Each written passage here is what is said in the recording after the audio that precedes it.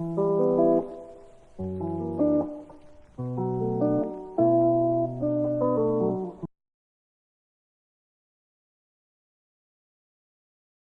everybody, and welcome back to the podcast. Today, I'm sat with Dr. David Heathcote. How are you doing today? Okay? Yeah, I'm okay. You? Great, thank you. Yeah. So we're here to discuss museums and decolonisation. Can you explain for the listeners why that's important? Yeah, sure. Well, I mean, I think everyone knows it's important, really. I think the renewed importance of the idea of decolonialisation is it's changed. I mean, originally, it just meant countries becoming independent and no longer being colonies. Right. But decolonialisation now has a much broader meaning, which is about detaching all the intellectual baggage of being a colony and the physical and cultural baggage of being a colony from, if you like, the colonial authority originally to the new national cultural autonomous group. They want their stuff back. Yes. Yeah, they want their ideas back, they want their culture back, they want their language back, and they want their traditions back. And part of the colonial process was often taking those things away and putting them in other countries for all sorts of reasons. And they've kind of sat there since, particularly things that have ended up in museums or galleries or people's private houses or banks or wherever they end up, because often they're a kind of treasure. So more importantly, in relation to us, because you teaching humanities and architecture, right? Yeah. And me being an architecture student, what does decolonisation have to do with architects, and what responsibility do we have? Well, I mean, you know, architects build buildings, and so really, in order to be a contemporary architect, you have to be aware of developments in contemporary society, and I think certainly architects can become diverted from perhaps social reality by technical demands, pragmatic demands, demands of money, just getting the next job, and also thinking that they're, in a weird way, somewhere between an art and a trade. So that they focus on the building of buildings, you know, rather than the cultural context of them. Often, not exclusively, but often. Is that because we have to work for clients? So from my understanding of history, architecture has been a means of its time in many ways, whether we're looking at Soviet architecture, that really strong, bold look, whether we're looking at the classical architecture of Greece or the Roman period. Do architects really have a say in what they build? Well, I think an architect would say that, because it's like passing the problem on. Right. I'm just building the building. It's nothing to do with me, mate. You know, Okay. You sort out your own cultural problem. And you know, first of all, architecture is a language and it reflects a cultural hegemony. So there are many, many buildings that exist where our colonial past is represented. Certainly in a city like Liverpool or London, there are many buildings which are covered in the emblems of empire. And that's true of other countries too. But that's not now. But now, obviously, every time you build a museum, museums routinely have other people's cultures stored in them. Sometimes, you know, legitimately, and sometimes, as is now being re-examined, illegitimately. And also, they display other people's cultures. So if that's not done sensitively, it looks increasingly awkward. My only argument to that would be, as an architect, when designing this museum, I don't think the brief would state to me, firstly, what will be represented, where it will be represented, and nor would my client be actually looking for my expertise in order to make a certain culture feel better about the things that are being exhibited. I think a museum in general, or Western museums, seem to be just empty rooms with very priceless collections. Well, they're all displayed, and I think there are good examples. And also, one should say, architects don't just build the shell. I mean, architects are involved in, if you like, the three-dimensional culture of the world in a very deep way. You know, when they're designing chairs or tables or cases or or room layouts, they're involved in presenting culture. I mean, a good example, I was in Berlin recently, and they have a massive ethnographic collection, which they're returning some parts of that collection to their origins, particularly in Benin. That's an agreement that's just been had. But generally, these ethnographic collections are self-consciously collections of other people's native cultures, and they have to be and they have been presented in a way which has, to a large extent, been controlled by the curators of those cultural objects, i.e. the museum people. But they still get put in cases and they still get put in buildings. And in Berlin, they used to have an ethnographic museum out in Zehlendorf to the west, part of the West German museum complex out there. And it was a modern building, and it was very bright and it was very light. And many of the objects were displayed so that you could see them very, very clearly. And they used the language of modernism to display them. Now, you have a different situation where that collection has been exported out of that museum to another building in Berlin, which is the City Palace. And the City Palace is a reconstruction of a building that was demolished at the end of World War II. In its place went an East German building, which has since been demolished, so that culture has been removed. And they've built a recreation of a Baroque palace that used to sit there until after World War I. And inside it is simply room, room, room, room, room. And in those rooms have been put this ethnographic collection. But the real interesting thing about it is that the rooms are dark. The windows are blanked out. The cases are dark. So that when you go into this ethnographic collection, what you see is a lot of hard to see objects displayed in glass cases as if they were like a kind of jewellery. They have little spotlights on them, and they're just plonked in this space. So the building has no relationship to the collection.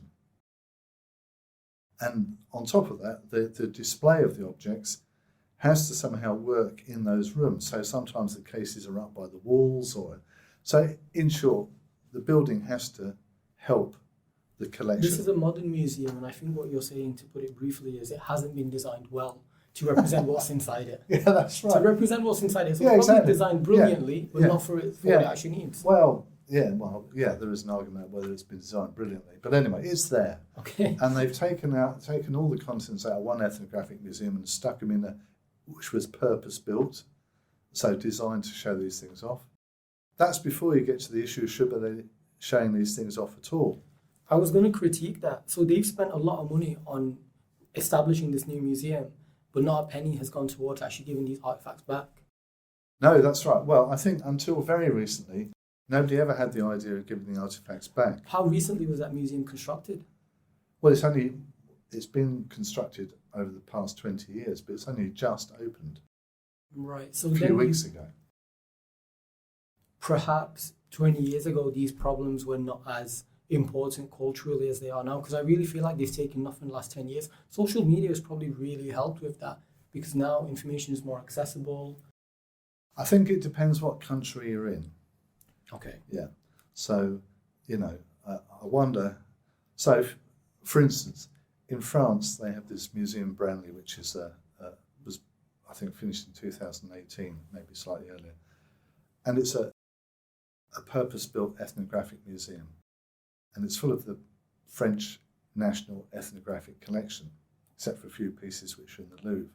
And even there, the inside's been designed like a sort of lazy river, like you get in an airport. And instead of being full of shops, it's full of cases representing the cultures of different places as some kind of mystery. Well, neither the building nor the display works very well. And then again, you come to this question, should they have the objects at all? And the real issue around decolonization and material culture of other cultures in northern Western countries is, should these things be there in the first place? And if they are there, how should they be displayed? The question is, should they be there at all? Will no doubt be decided by politicians at some level, and they'll either go or stay. But if anything's going to stay, the least thing a country can do for someone else's culture is represent it in a way which actually represents that culture, rather than just giving it a number and the place it came from and a date, which is often the way. I'm trying to think, based on the museums that I've been to, or maybe you can give an example. Are there any museums that do justice to these roots that they're displaying? I think there are museums that try. Obviously, if you're displaying the cultures of many countries, you could write a book for each room, so to speak. I think some of the newer parts of the British Museum do that job quite well. Like the Sainsbury's section downstairs.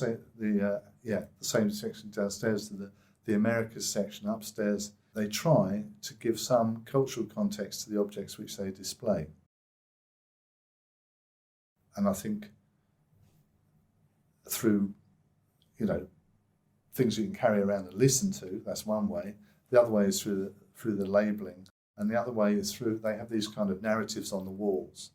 But they make an effort. And there are other museums. The worst examples are where you have no idea where the thing's from.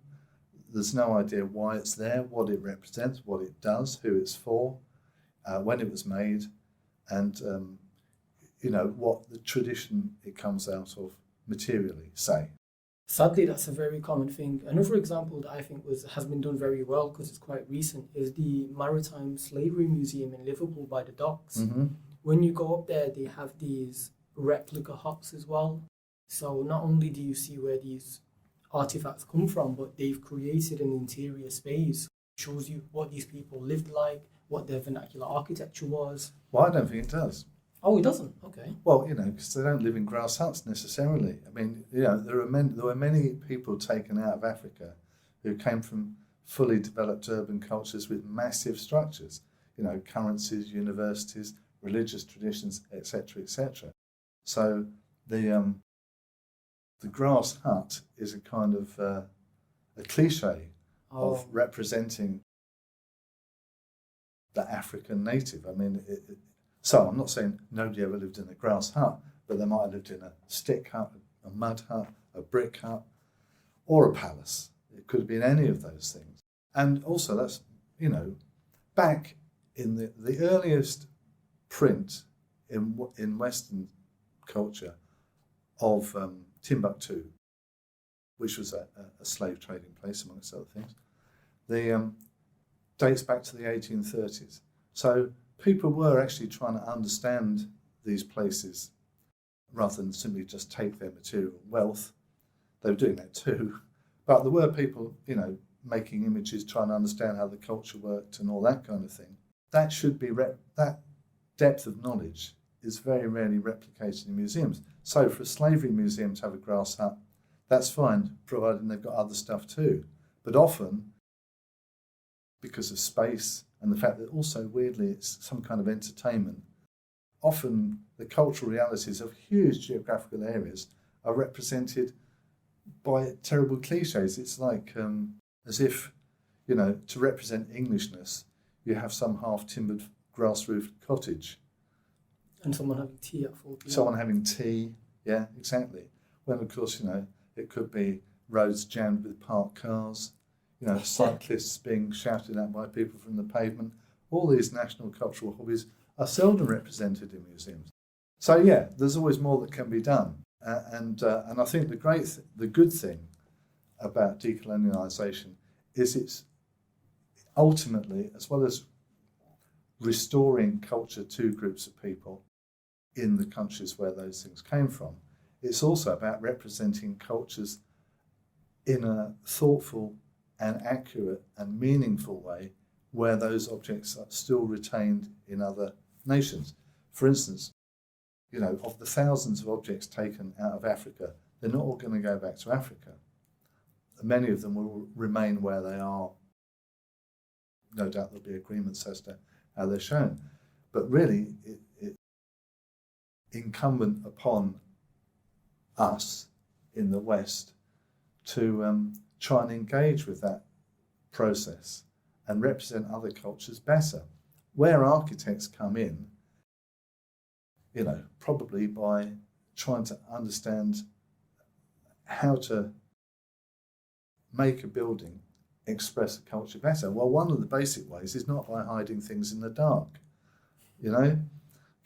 Very good point. Yeah. So if you walk into a museum full of really interesting and often small and strange objects, what you don't want to do is have a tiny little spotlight over them and a few lines in white type with a tiny point size, because nobody's going to read it. It generically just says date, name, and where it's from. Yeah.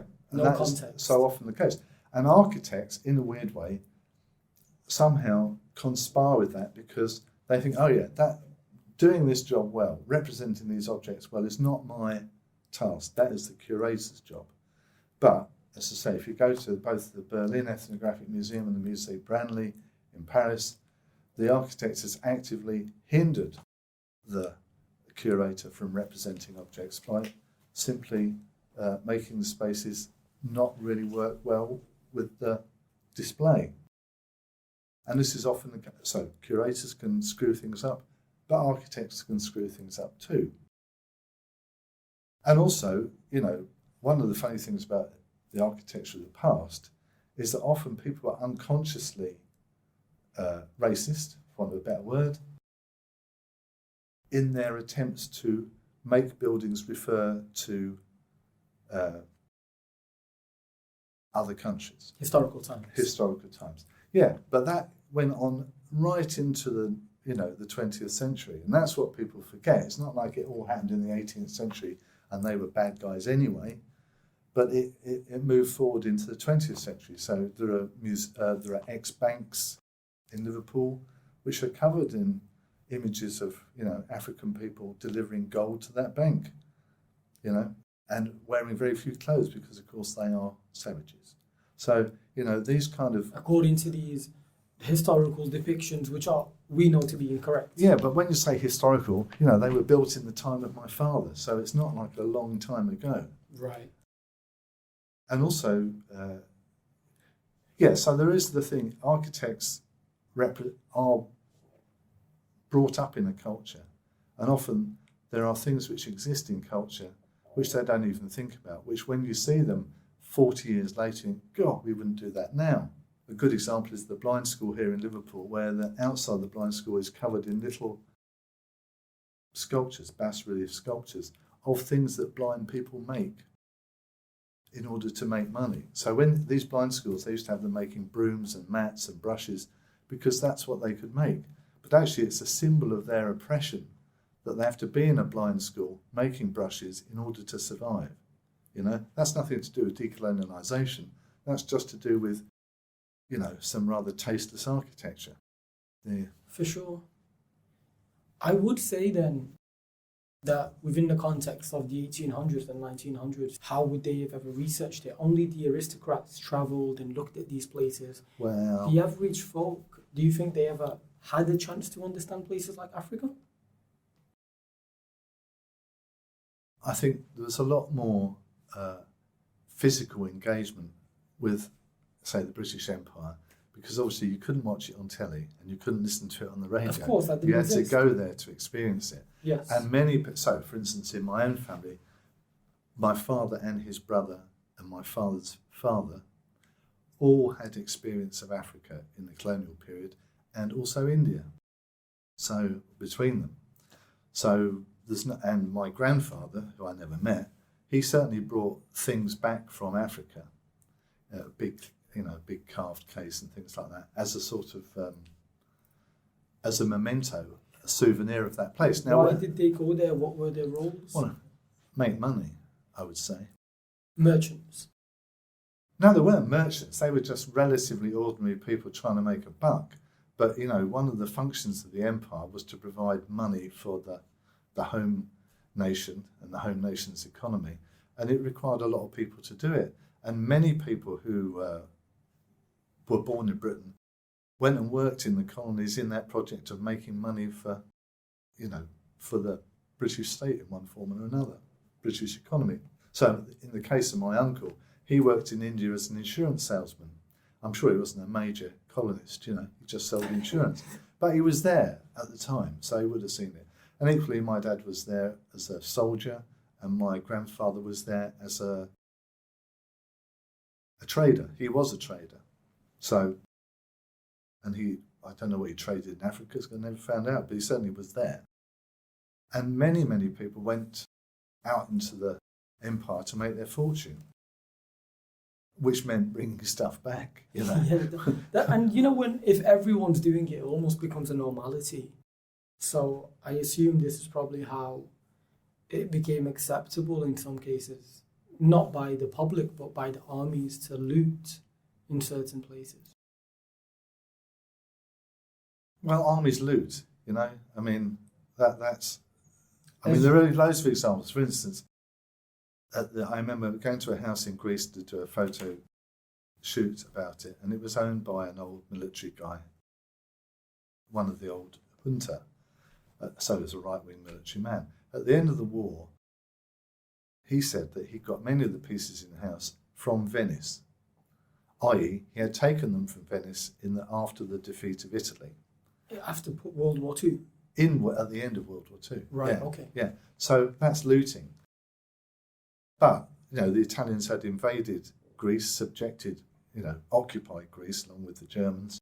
And so he thought it's fair dues, I'm going back to Venice to get some restitution from these people. The soldier, the general was Greek? Yeah, he was a Greek general. Yeah, that's right. So, I think, and there are many people who had souvenirs of the war.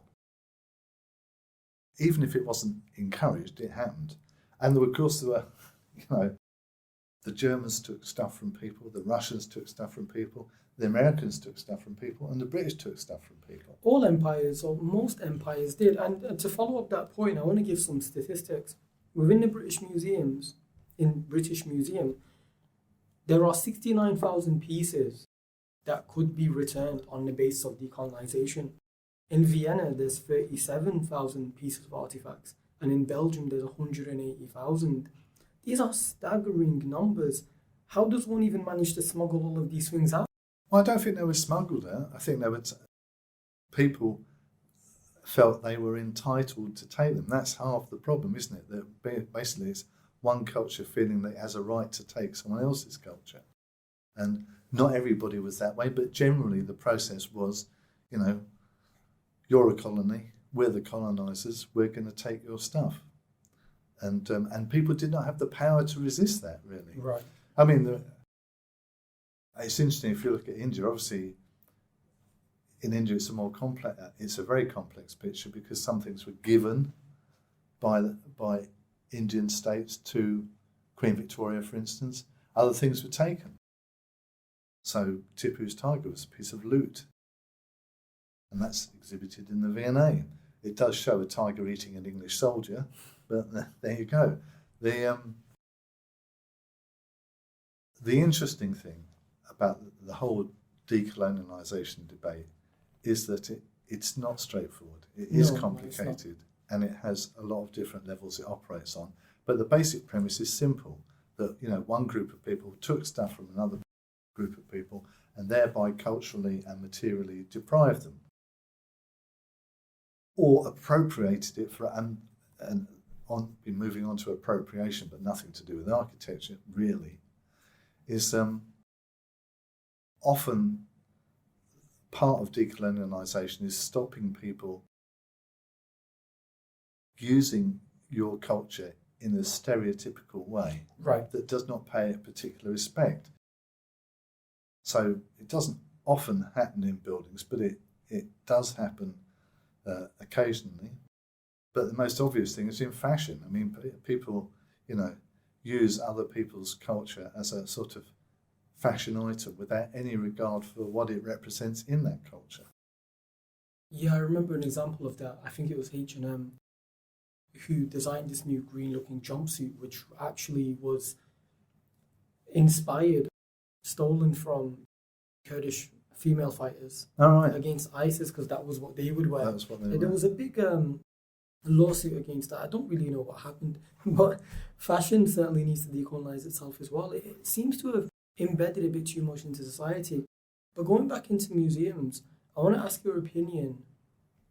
I think I know it because we've had the discussions of this podcast. But Yeah.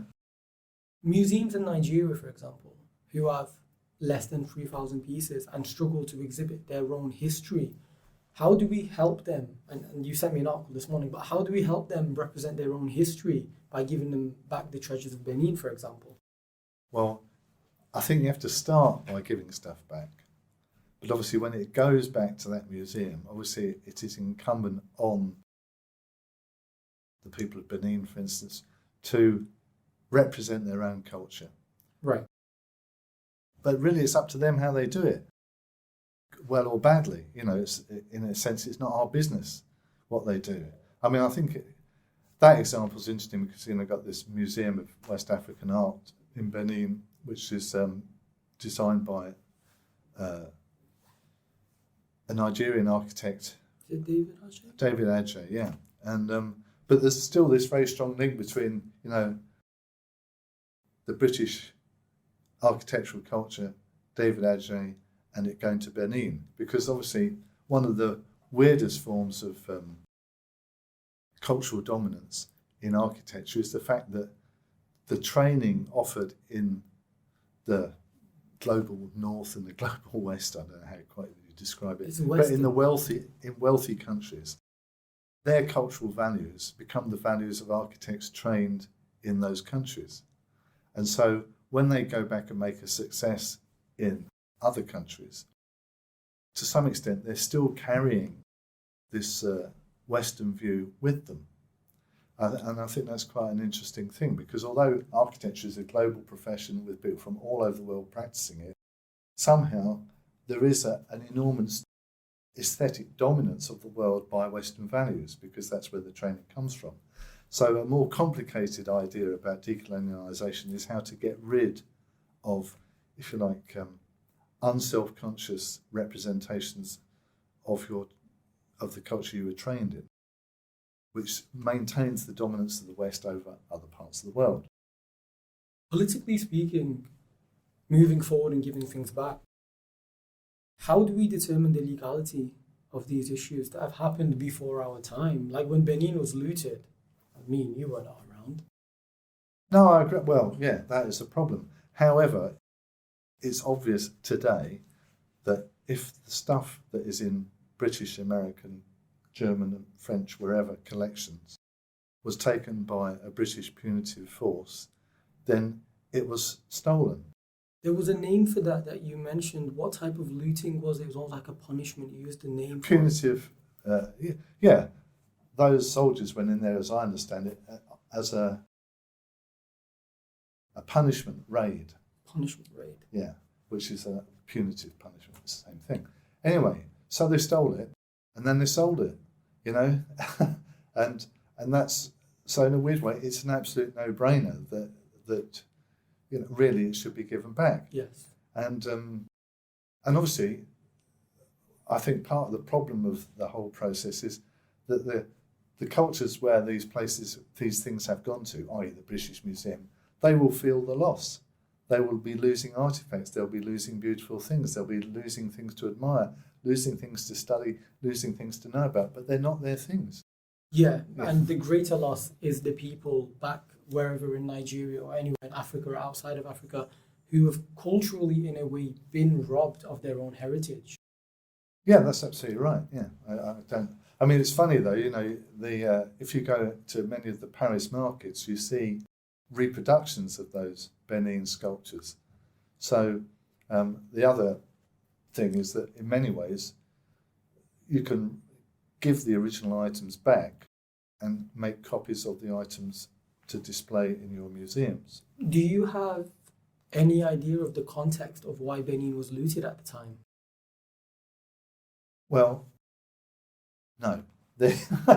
But my understanding, I have a bit of knowledge about it, is that, I mean, you know, Nigeria wasn't a country, it was an area that was called Nigeria by the British. What it was before was the territory of different tribal groups. And Nigeria was colonized in order to make those people work to produce agricultural products for other products like gold for the British Empire and obviously the Belgian Empire at the time. Really, it was an invasion of a country to take its resources. I'm actually very curious. I want to see now, and maybe we can both see it here on the screen. So if on YouTube, you could probably see it. The map of Benin overlaying the map of Nigeria and how much of it would actually go into modern day Nigeria. See, this would be Benin and that would be modern day Nigeria. So the question also then becomes, who do we give these back to? Because the Benin Empire didn't actually, like for example, I have a friend, she's from North Nigeria, she's from the Muslim area. Mm-hmm. They had nothing to do with this empire. No, that's right. Yeah, I understand. Yeah, I think that's a problem. It's a bit like, when people think about Britain, there's a big difference between the North and the South and the East and the West. And they're all different people. So the people in Africa are not. It's a complex thing, which is not to avoid the issue, but really, first of all, you can send them back to Benin, where they're from. Who then owns them is up to the people in power there, and you can't really control that. It's their stuff, yeah. And obviously, these countries were hammered together out of groups of people because, the European obsession was putting a border around something and claiming it as a frozen piece of land which belonged to X people. So I understand what you're talking about. That is part of the problem. And also, you can't guarantee that you're giving these things back to people that you necessarily approve of. It doesn't matter that you think that somehow what you're returning it to is a kind of, not in the case of Benin, but say, in theory, a meaningless, non-existing place where different people now live. That's kind of not the point. You've got to try and return things to people who want stuff back because it's culturally significant to them. They want to look after it, they want to know about it, and they want to be able to, educate their children about it. This is another argument against decolonization, not necessarily against it, but kind of combats the idea of just giving everything back. Sometimes the question is there more thirst for this historical knowledge in the West than there is actually back where these things are from? Now, Iraq is a good example of this because there are a lot of remnants of Assyria and Babylon that still remain for people to see. And yet, most of the people you'll see there on any given day is a foreign tourist and not a local Iraqi person. Well, yeah. Well, that's also true. I mean, it's true in Europe. How many people go and look round stately homes from the entire population? Only a tiny fraction. If you go to Greece, I've certainly heard people in Greece, local to famous classical sites of temples, saying, oh yeah, I get really bored with all these historical stones. In Italy, contemporary Italians, do they love the Renaissance? Probably not. Probably not, no. No. On the other hand, do they want to give all their stuff away? No. So, That's a good point. So I think, you can't guarantee that people love what is theirs, but they will certainly love it more if it's still at home. And I think people are decultured. That's the other thing that happens is you by taking someone's culture, you rip the culture out of them, in a most unpleasant manner. In the end, you can only, in an optimistic world, you're hoping that society gets better on a global basis. Obviously it doesn't, but decolonization is part of a process which is essentially a good process. It won't be perfect, not everybody will benefit in the same way, but it's better than how things were. And the fact that these museums and populations and governments are engaging in the conversation, and sometimes they get a result and other times they don't, is better than that not happening. For instance, is it really right that in the Metropolitan Museum of Art there is an entire Egyptian pyramid reconstructed there? Oh wow, I had no idea. Yeah, that's right. And equally, famous one in England is the Elgin marble. And the Elgin marble, I mean, the Parthenon is absolutely the number one symbol of Greece to the Greeks, really. And so it's obvious that they should have their Parthenon marbles back. And we should have copies of them. I mean, copies of them already exist. Why it's not happened is because, you know, there's tremendous pressure to keep hold of these things because they become bound up in the culture that they end up in. So, you know. Are those things also partly privately owned, which makes it more difficult? If a collection is owned by a private collector, does the government have the right to say, we're going to take this back and give it back to its home nation? So the real answer to that is that they can buy it. And The government can buy it. and give it back. So there's, you know, you can compensate people for that process. For instance, there's a thing called the Sainsbury collection up in UEA, which is a massive ethnographic, amongst other things, ethnographic collection collected by the Sainsbury family. And if, for some reason, all the things in that collection had to go back to where they came from, it would probably end up being that some of those, there would be some kind of compensation to the Sainsbury family, a lot of compensation to the Sainsbury family, and it would probably come from a number of sources, you know, including the British government. And I mean, you know, that would be a negotiation. Because one of the things you read about in this whole decolonization debate is that people start taking very hard and fast opinions. This can't happen, that can't happen, this must happen, that might not happen. But things that happened in the past are always modifiable by things that happen in the present, you know. So, for instance, in the British Museum, there is a law. Is it a law? It must be a law. That the British Museum cannot sell the stuff in the British Museum. Now, in the past, the reason for that was it's not a good idea for museums to sell things that they've been given to display and explain the culture of. That's a bad thing. If they have a bumpy spot in the road, they sell a few luxury things off, get a few million in to fix up the museum. Who would they sell these to? There's many private collectors. You know, there was a diamond sold this week, which went for some fabulously. I think it went for the pink one. Yeah, the pink one. It went for 80 million.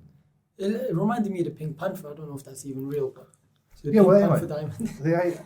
the 80 million is mad. Anyway, the Queen apparently has a pink diamond in her. She's dead, so the ex-Queen, as it would be.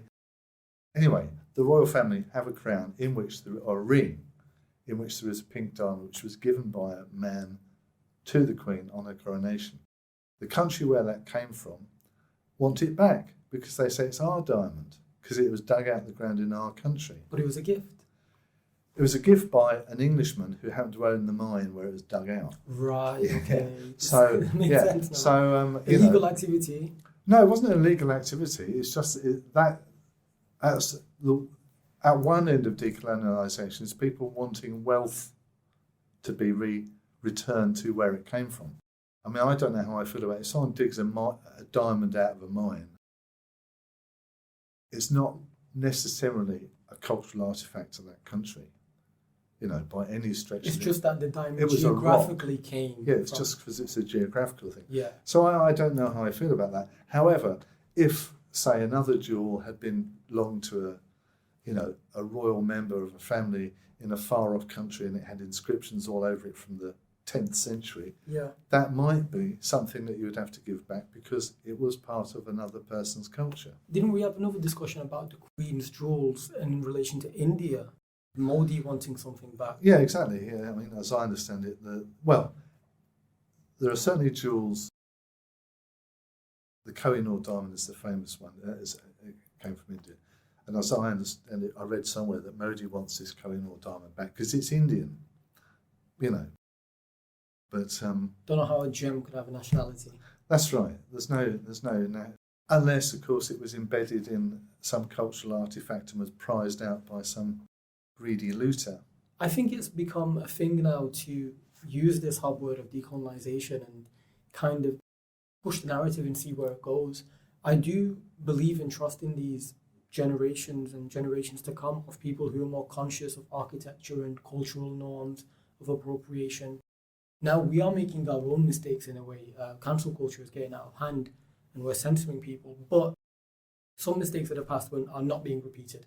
So this generation is probably the first that's really campaigning for the giving back of these artifacts on a mass level. Of course, these issues are always there and many people are speaking up for them. But now, as a society, we know these things are wrong. Some people in society do, that's true. I think the thing is, all political issues are more widely understood, not because anybody's taught it, but because they become items of news and items of discussion in popular culture. So it's a good thing that there is a general discussion in parts of societies about decolonization, where previously it would have been limited to a few people in the universities and the banks, say, for instance. But now it's a much wider discussion. I think it suffers from all the things that popular culture can do to any argument, which is it becomes exaggerated out of all rationality. You know? So, and I don't even want to go down that route. But you know what I mean? It can lose its sense. So, taking jewels back because they're dug out of the ground in X is not the same as taking someone's church or temple. For instance, another example is the Pergamon Museum in Berlin has an enormous, the Pergamon complex, which, comes from Iraq, I think. I don't know. Actually, not sure. We're not sure. But it might be Iraq, it might be Iran. Pergamon, Pergaemon. Pergamon. Let's do that again. Pergamon. Pergamon. Where is Pergamon? So is this a location? This relates back to our earlier discussion of where the hell are these places and how do you give the culture back? So it says Greek? No, it's Greek culture in which land? Currently, it's in Turkey. It's in Turkey. But it's in modern day Turkey. I don't know how old is that border? Or would that have been Turkey? Well, it's lucky that we're not in a position to have to do something about it. However, there's a whole museum full of that thing, the Pergamon Gate, Pergamon complex, and there's some gates from ancient cities there as well. And the point about that is that those, like the Parthenon marbles, are a massive piece of the physical culture of that area. So even though it might be another country now, you might expect the people who live there to still have some investment in this ancient culture. This certainly doesn't look like it's anything to do with Turkish history. This definitely looks more Byzantine and Greek. No, it's older than that. It's much older than that. Oh, it's even older than that. It's classical. It's a classical, it pre-exists Turkey. Well, Turkey is a modern country. Turkey's very modern, yes. Yeah. So, I mean, one of the problems of the whole whose culture is obviously a lot of what is modern Turkey was actually in the Greek culture and then in the Roman culture and earlier on in other cultures, because it's a modern invention. It says the culture is Greek, Roman, associated with, oh gosh, it's very historical. I find it hard to believe that museums actually take these massive physical rocks and safely transport them to another country and keep them there. Well, they do it to understand, because these things are thought to be the origins of the culture that they were. So, in Britain, we have lots of Greek stuff and lots of Roman stuff. Well, the Romans were here. They were, yes. But the Greeks weren't here. And we have a lot of that stuff because we feel that our culture emerged to some extent out of that Greek culture, out of that Roman culture. And the Pergamon Museum is in Germany because the Germans felt that somehow Germanness and modern Germanness, not history, modern German culture owes a lot to classical culture, and having some of that classical culture in your country is good for it. And in America, they have masses of classical objects from Greece, Rome, Egypt, to show, and obviously America is a country of many nations. and the indigenous nations are not from Europe. So the Very European population of America are interested in the classical because they see it as part of their historical heritage. That actually does make sense. America is made up of Italians, Germans, Jewish settlers, African. So it's almost like a combination of many cultures. So would a nation like America, would it be acceptable for them to keep certain things from Roman if so much of their population is Italian? Well, de facto they do. They've already got it. Many of the things were bought in Italy because obviously they had money, the Italians didn't. Hmm. And so a lot of these cultural objects move around simply through, as well as being stolen or looted or whatever, at a more normal level, they're sold. And the question there is, if they're sold in one generation, can they be returned by another generation? Yeah, and who do you return them to? And who do you return them to? It's like the most mind-boggling example of this is the things from ancient Assyria and Mesopotamia. How much of that bloodline and culture actually still exists? Now, it does in some cases, like the Yazidi people of Iraq and the Kurdish Yazidi people, but they're such a minority, could they afford to take these back? Do they have even their own relevant land for a museum? Yeah, but will the Iraqi government ever give that to them? And the answer is no, actually. Of course, no. But what I think is, and it's a bit idealistic, obviously, if you take the whole idea of decolonization as something which is a serious thing rather than a political gesture, these can be negotiations. It may suit people to have them well maintained in other countries where they can be visited rather than abused in a country which they can hardly get at all anyway. So there's that. It's not the only, there are many different ways to skin a cat. So I think it's a negotiation. The worst thing about the period before this flowering of decolonization, shall we say, is there was no negotiation. Yes, it was true. Just a thing that happened, and you could accepted. Yeah, exactly. Well, not accepted. It's just power. They've taken it from us. We can do nothing about it. You get on with your life. Whereas people really can speak up these days. Academics could write things on this. Avoisal's report in France is a very good example. Emmanuel Macron has publicly, so far, really only apologized, not made many. There are things that are happening. Could I take us back to the complications of ancient Egypt and how the Ottomans were selling so much of their history? Because that in itself is a problem. Because at the time, the Ottomans were in control of Egypt. Well, that's right, yeah. Well, that's also the thing. The Ottoman Empire was powerful, and then it wasn't powerful. And when it became unpowerful, and in fact bankrupt, there was a lot of opportunity or desire to sell things off in order to get money. And also, because the Ottoman Empire was somehow decentralized, it wasn't like a modern nation state, it was organized differently. You've got local powerful people who can act in a local powerful people way and sell off whatever they want to sell off because they had the power at the time. Sure, it's a bad thing. And it will take decades or centuries to sort these problems out. And then it might all come to nothing because there'll be some new power that doesn't agree and wants to take it all. So it's not like we're in a process because this process can exist in the systems that we have now. If those systems change, that argument would change. And to some people, I think, many people, there was a kind of acceptance that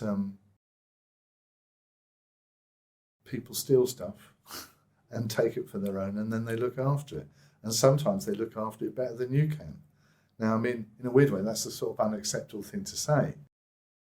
Certainly, a lot of the arguments around who has cultural artifacts comes down to these discussions, not simply of who owns it, but who's going to look after it better, and whether the country that produced, or the area or the nation or the culture that produced it has any way of looking after those things. Do they have the means and facilities for that right now? I think that could be provided for. I think the people, me and you are sharing these thoughts, these opinions are made by other people.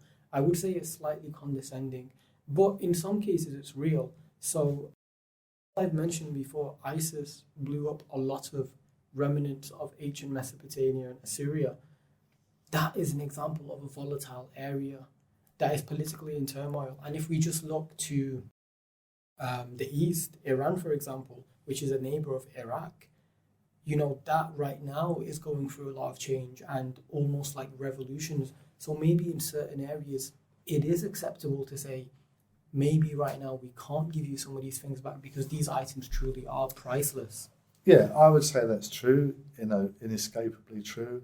On the other hand, when a country or when a cultural group have sufficient resources to want to retrieve objects that have been taken or destroyed, then that's where the debate kicks in. Yeah, I remember when these two massive Hindu sculptures were blown up by the ISIS, I guess. Where was that? I'm trying to remember where it was. Was it? Maybe it was Afghanistan. I don't know. Oh, possibly. They have bordering cultures over there. Anyway, there were these two huge Buddha sculptures in the mountain, maybe it was Afghanistan. Anyway, it was Afghanistan for sure. It was a terrible thing to do. It was a piece of pure vandalism by one culture on another. Again, someone feeling like they had the ability and the know-how to speak over people. Yeah, well, I think that's all, in a weird way, that's not really the territory of this decolonialization discussion. It was done in a conflict situation. For instance, we bombed Dresden to nothing. We can't give it back, but we certainly destroyed a lot of culture. We did that with Hamburg as well. The Germans did it to us. Wars, in a weird way, you can't really fix a war. No, they say all is fair in love and war, right? Yeah. Well, I'm not sure that's true. But it's probably not true, but people definitely seem to act that way. A question, you might know this, you might have a good guess. How recent do you think an act of looting happened? And I say recent, I mean within these last 2 decades. Can you think of an example where there was an opportunity? They're always arresting people. Yeah, I mean, they're always arresting people who've taken stuff out of conflict zones, for sure. 2003, US troops took about 17,000 objects from the National Museum of Baghdad during the fall of Saddam Hussein. Yeah, that's right. That's actually there's mind-blowing. I think there was an exhibition of a lot of stuff from the Museum of Baghdad elsewhere. Yeah, well, I think that in those war situations, people take stuff. It's treasure. They're like pirates. And obviously they felt they had done it legitimately. They were fighting the Iraqis. Yes. And the Iraqis are the so-called enemy. They are the enemy. We've beaten the enemy. We'll take their stuff. A long, long time ago, people used to have battles. They would take the goods of the people they killed. Yes. Spoils of the victor. Spoils of the victor, yeah. The spoils of war. So the spoils of war go to the victor. Yeah, that's right. So most countries did it. You told me to watch Battle of Algiers. Battle for Algiers. Yeah. I watched it over the weekend. It was actually stunning. It was the generic events of people retaliating for their rights against oppressors, if you call them that. Well, they were a colonial power, yeah. So it was France. France was the colonial power. The Algerians were the Algerians, and it was the Battle for Algiers. Yeah, it was good. Made by an Italian. I mean, I think I read somewhere you still can't see it in France. I think it was banned for the first 5 years. Yeah. I do think now you can watch it. I'd be very surprised. You must be able to watch it because the internet. Yeah, definitely. I watched it over the weekend. It kind of, for me, on a personal level, reminded me of some of the Kurdish resistance stories of how random people have really no experience fighting or any real military equipment, but they somehow managed to rally themselves up and go against the establishment. That's a very common thing in history. And it seems to be that those people undertrained, if anything, are somehow able to combat soldiers. Yeah, I've always found that weird. It's like passion and heart. It's not tangible. You can't measure it, but it seems to work. Well, yeah, I mean that's Resilience and that's resistance. going on now, isn't it? In the Ukraine, Ukrainians don't want to be invaded by Russia. Many cultures have that same thing. The Yeah. Viet Cong were an example of people who. Well, anyone who's ever invaded Russia has found that the Russians are capable of defending their own country for themselves. Yeah. So it should say the answer is don't invade someone else's country. It seems to be happening Because all it's the going to time. go badly. And Afghanistan's another example, you know. Never many- been conquered, right? I don't think it has. No, I don't think it has either. But also, anyone who's ever tried to conquer it has got a severe beating. Including So the Soviets and the Americans. Americans, the British, the Soviets, yeah, for sure. That is, I wonder what it is geographically that makes that country so hard to conquer. But I guess that's an entire different conversation for another day. We're here to talk about museum decolonization. In the book, which I was reading, which is practicing decoloniality in museums, they have 6 main points: visibility, inclusivity, decentering, empathy, transparency, and vulnerability. This is how the book is split. There needs to be more transparency, for example, in the museum. We tell these people this was looted. We tell these people that this is from somewhere in Africa. Inclusivity, make sure that the staff members are of these cultures, if possible. Should we, as British people, be telling the story of Africa? So this is where inclusivity comes into it. Empathy, putting the historical data out there to make the people walking around the museum understand on an emotional level why these things are wrong. Yeah, I mean, how do I feel about that? I mean, that's a wish list by people who are thinking. That book is quite modern, actually, yes. No, I'm saying thinking the things through and what should happen. And they're all laudable things, you know. And I mean, all the things, personally as a historian, I think if you see something in a museum or a gallery that you should understand it, you should be told enough about it to understand its background and its place in the culture. Right. And that's frequently not done because you've got a kind of a problem with educated elites of any country who tend to run museums and galleries, that they don't think it's necessary to tell people anything. And that's not to do with decolonisation, that's to do with the arrogance of a powerful class of people, and also a kind of stupidity. They just think you want to see the object because it's gorgeous. You don't want to know anything about it. I remember putting a poll up on my podcast page. A lot of my listeners probably voted on it. I asked them, what do people actually do in museums? Research, learn, or just take pictures? And a lot of people actually said they go to take pictures. I think it was kind of tongue-in-cheek. Well, no, I think it's fair enough. If people want to go to a museum and look at something because it's nice, fine. Yeah. But you should at least have the opportunity to know more about it, you know. This is where interactive things come into place. I think in the Louvre in Paris, they can give you a device which you pay a bit extra for and it talks you through everything. It does, yeah. But I have to say, whatever the merits of one museum over another, many of the things that are exhibited in France work on the assumption that French culture is a top culture. Right. Yeah? And I'm sure it happens in this country too, you know. So when that's what's interesting about that, what you were describing, these different stages, is when you tell someone about something, it should not be from the view of the dominating culture. It should be from the view of a kind of, I don't know, a world knowledge. That's what the book says. That's why it encourages us to employ people of those cultures, if possible, in the area. Yeah, I think more importantly, people can understand what they're looking at. Because, quite honestly, if a guy is in, for instance, it could be that you had what looked like a diverse staff in your museum, but all the people of, shall we say, previously ignored cultures were employed in cleaning floors and toilets.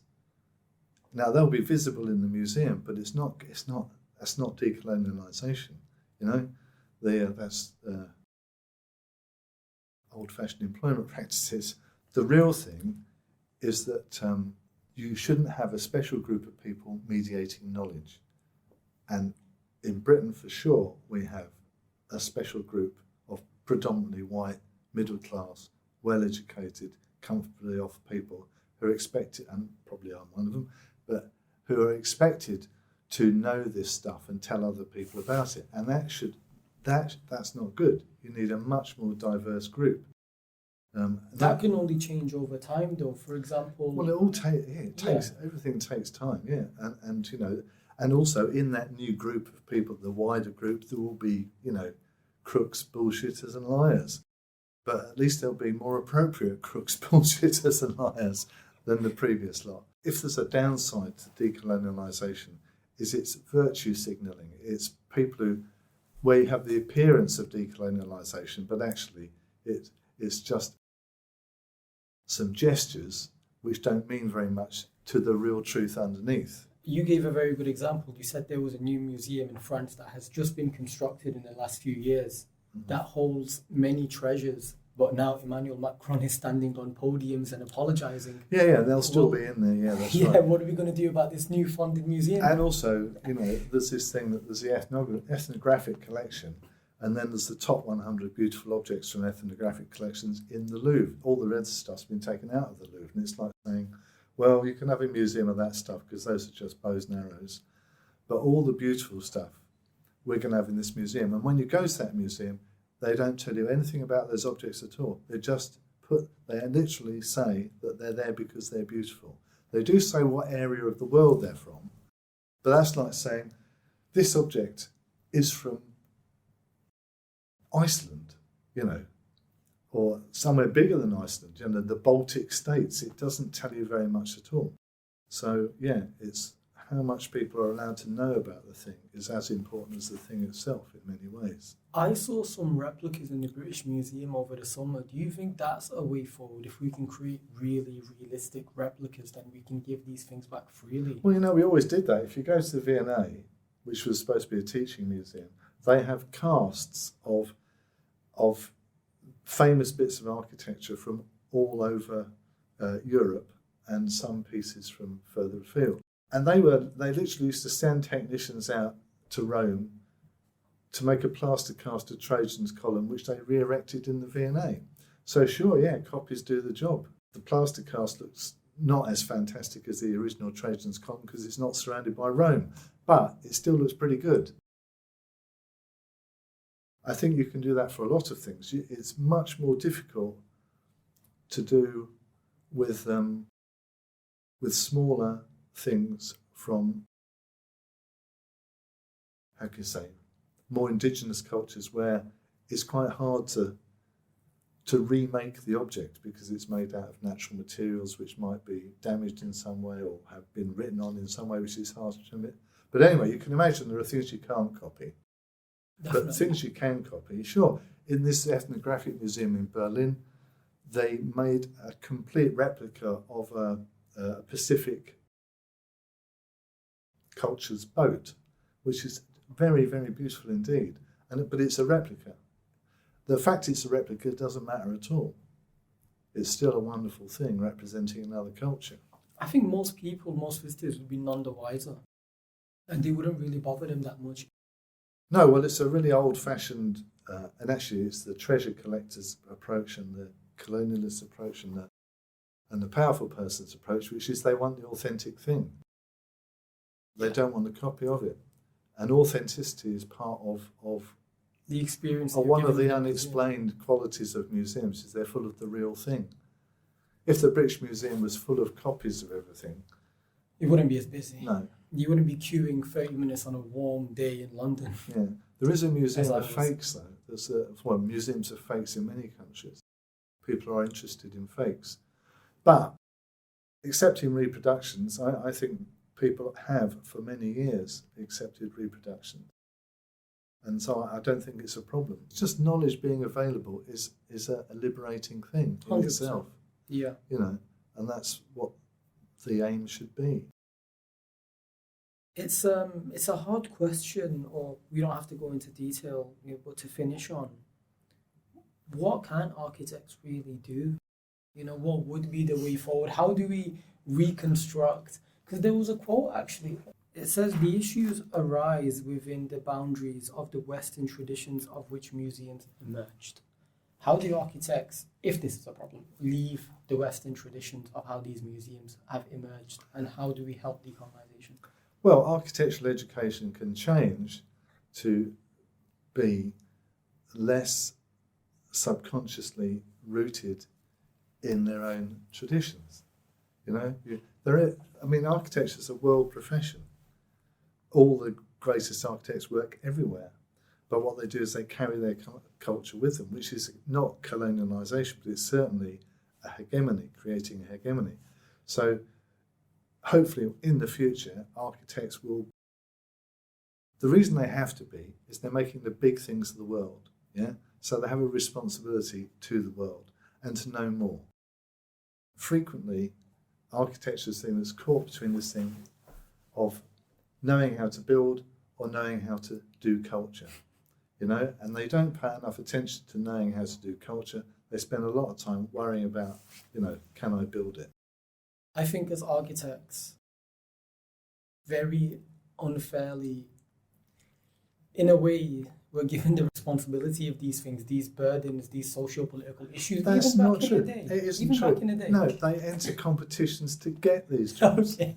Yeah. So they're saying, I want that job. And part of I want that job is I'm going to do it in a slightly different way. But what about historically, what could the architect do against the emperor that wanted certain massive columns to display the... What then, back in the day? Well, no, history is history, you know. So it's not for the architect to apologise for history, but they have the now to deal with and the future to deal with. We do have to also always stay conscious of sustainability and socio-political issues while designing within the budget of a client. I'm not here to make excuses for architects. Well, I think sounds like you are. I would actually say, okay, let's flip the narrative then. I would actually say a lot of my colleagues at my university, maybe, I think there's about 24 of us, 22 of them probably aren't even aware of decolonization as a problem. So I would actually say more of them need to get up there and really educate themselves in these Yeah, but that's matters. what I'm saying. That is also what I believe. It's a heavy responsibility. Not every architect will do it, but they have a choice not to do it. But when you compete for a job, yeah, you are saying, I am aware of these issues. That's true. That's true. You know? I think I am the only person doing this dissertation as well, aren't I? Yeah, so that's true. Yeah, I mean there are loads of issues. You know, so we could have had another conversation. I mean, architecture is important stuff. Yeah. You know, which architects like to say, oh yeah, I'm an architect. It's important, but the meaning of that is that they have to know a real lot and be respectful of it. They can take advice. They don't have to know it. They can take advice. And equally, the people who erect the buildings forever have to realise that they are erecting a great big object on the face of the earth, which should deserve to be on the face of the earth. In London at the moment, there are a lot of offices currently not very occupied that have been built in the last 10 years. And they're empty spaces with nothing to do and nowhere to go. They represent the dead office culture. And so maybe they should go. But equally, it wasn't a great idea, and it's a different kind of colonialism, for the builders of these buildings to remove all the other little buildings and replace it with one big factory of people. Do you think the COVID pandemic really made people and architects rethink how they build, because so many people are happily working from home? No, because, this is nothing to do where we've come from, but people are being, the government and certainly capitalism is not wanting people to work at home. Right. And people, and while there was a pandemic, they paid lip service to all this, oh yeah, it's fine, go and work at home, because they didn't want to look after those people either. Now that someone said that COVID doesn't exist anymore, oh gosh. you know, so now we've all got to go back to work. But in what I'm really saying is that those massive buildings built by architects, massive office blocks, they are not the only game in town in the city. A city is not only made up of tall office blocks. In fact, the businesses. deadest parts of cities are made up of tall office blocks, and the life of cities goes on around them. They could be repurposed by other people. One example of architecture repurposing things is Ancoats in Manchester. Many old mills were turned into apartments, activity centres. So there's always a way. Architecture will always find a way to evolve itself. Decolonisation is just the latest challenge which now architects have to deal with, and I think rightfully so. But really and truly, this problem will not go away unless the politicians act properly on it. Because that's my opinion. That's right. And I mean, we have a particularly useless set of politicians in this country. All over the world, it seems, don't you think? Yeah. But fortunately, we are not politicians. I don't think it's not a good thing to say, I can't do anything because the politicians aren't doing it either. That's a really dumb way to go, you know? Yes. So, yeah, I'm not going to do anything about it. You know, we've got bad politicians here. I couldn't possibly help out.